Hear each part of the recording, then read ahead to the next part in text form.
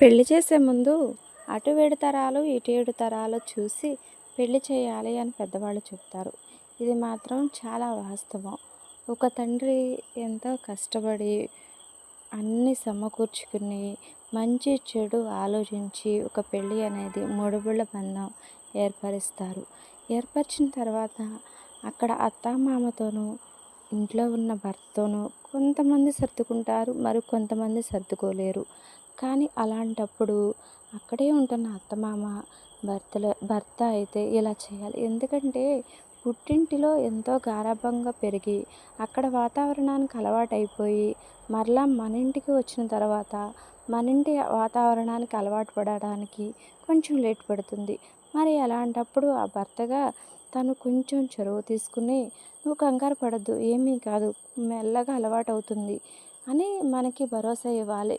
కానీ అలా ఇవ్వడం లేదు ఇవాళ. ఇవ్వకుండా చాలా రివర్స్‌గా జరుగుతున్నవి. అక్కడ అత్త వల్ల ప్రాబ్లము, మామ వల్ల ప్రాబ్లము, భర్త వల్ల ఎవ్వరో ఒకరి ద్వారా ఒక ఆడపిల్లకి ఇబ్బంది అన్నది జరుగుతుంది. అలా జరిగినప్పుడు అది ఎక్కడి దాకా వెళుతుందంటే విడాకుల దాకా వెళ్ళిపోతుంది. కానీ ఇది తప్పు ఎక్కడిది అని అన్నది మాత్రం తీసుకోవాల్సింది ఇంట్లో ఉన్న భర్తే తీసుకోవాలి. ఎందుకు అంటారా? తను పుట్టింట్లో చాలా గారాబంగా, చాలా ఇదిగా అక్కడ ఉన్న వాతావరణానికి అలవాటు పడి వచ్చింది కాబట్టి, ఇక్కడ ఉన్న వారికి అలవాటు పడడానికి, ఇక్కడ ఉన్న వారి మనుషులకి తను కుదుట పడడానికి కొన్ని రోజులు టైం పడుతుంది. అలాంటప్పుడు తనకి వివరంగా ఇలా కాదు, ఇలా ఉండాలి అని వివరంగా తను చెప్పాలి.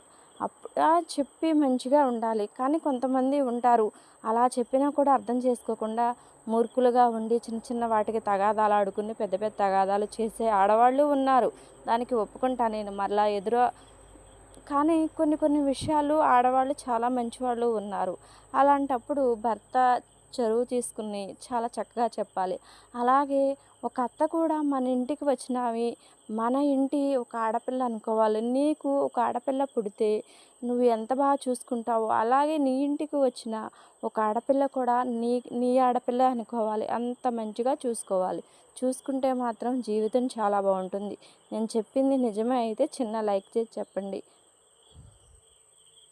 చిన్న కామెంట్ కూడా మర్చిపోవద్దు.